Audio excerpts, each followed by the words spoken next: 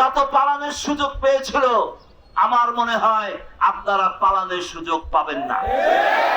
কিভাবে জিতেছেন সকলেই জানে, সারা পৃথিবীর লোক জানে, দেশবাসী জানে। এই ছাত্র যুবক এবং দেশবাসীর রক্তের উপরে দাঁড়িয়ে আন্দোলন সংগ্রাম করেছি এবং তাদের জীবনের বিনিময়ে স্বৈরশাসন উৎখাত করেছি।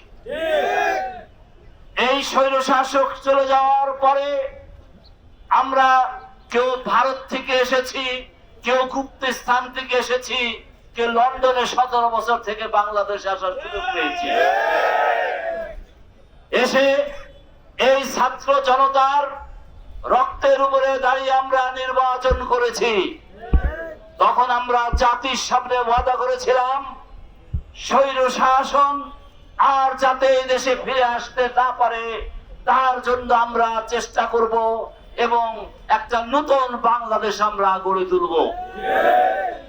নির্বাচন হলো একটা প্রশ্নবিদ্ধ নির্বাচনের মাধ্যমে যারা ইঞ্জিনিয়ারিং করে ক্ষমতায় আসলো তারা ক্ষমতায় এসেই উল্টে গেল, চোখ পাল্টিয়ে দিল, তারা অতীতকে ভুলে গেল।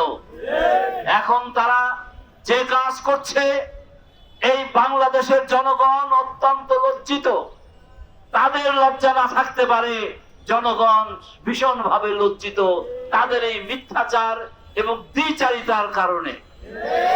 প্রিয় ভাইরা, আমি একটা কথা বলতে পারি, হাসিনার মতো ফ্যাসিস্ট, হাসিনার মতো স্বৈরশাসক যেখানে টিকতে পারে নাই, সেখানে আপনারা যারা ক্ষমতায় আছেন বাহাদুরি করছেন, 70% জনগণ যে রায় দিল সেই রায়কে উপেক্ষা করছেন, আপনাদের ভবিষ্যৎ ভালো হবে না।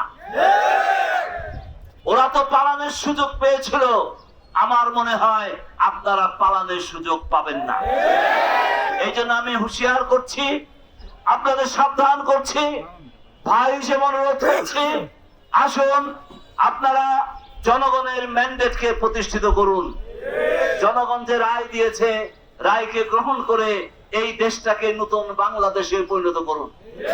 আপনারা যে কাজ করছেন ভারতের দালালি, আমার মনে হয় ভারতের আত্মার সঙ্গে আপনাদের আত্মা মিশে গেছে, যে কারণে আপনারা দেশে আসার সময় কাদের ইঙ্গিতে কাদের সাহচর্যে কি চুক্ত করে এসেছেন জনগণ এটা স্পষ্ট জানতে চায়।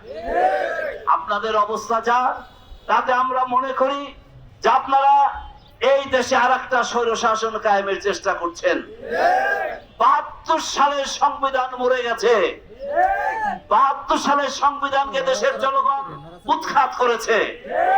সুতরাং আপনারা কথায় কথায় সংবিধান সংশোধন আর আরেকটা কথা আপনারা বলেন যে কাজটা করলে আমরা এই দেশের স্বাধীনতা হারাবো, এই কাজ আপনারা করে যাচ্ছেন। তাই আজকে আমরা পরিষ্কার ভাষায় বলতে চাই, আর এদিক সেদিক না করে আপনারা যদি জনগণের রায়কে মেনে না নেন তাহলে সেদিন বেশি দূরে নয় যে আপনাদের উৎখাত করার জন্য এই জনগণের বেশি পরিশ্রম করতে হবে না। আপনার একটা ভঙ্গুর সরকার, আপনাদের পায়ের নিচে মাটি নাই। কিভাবে জিতেছেন সকলেই জানে, সারা পৃথিবীর লোক জানে, দেশবাসী জানে। সুতরাং আপনারা এই ঠুনকো হাড়ির উপরে বসে যতই চিৎকার করেন না কেন, এই হাড়ি আপনাদেরকে আশ্রয় দিতে পারবে না। আপনাদের পতন অবধারিত।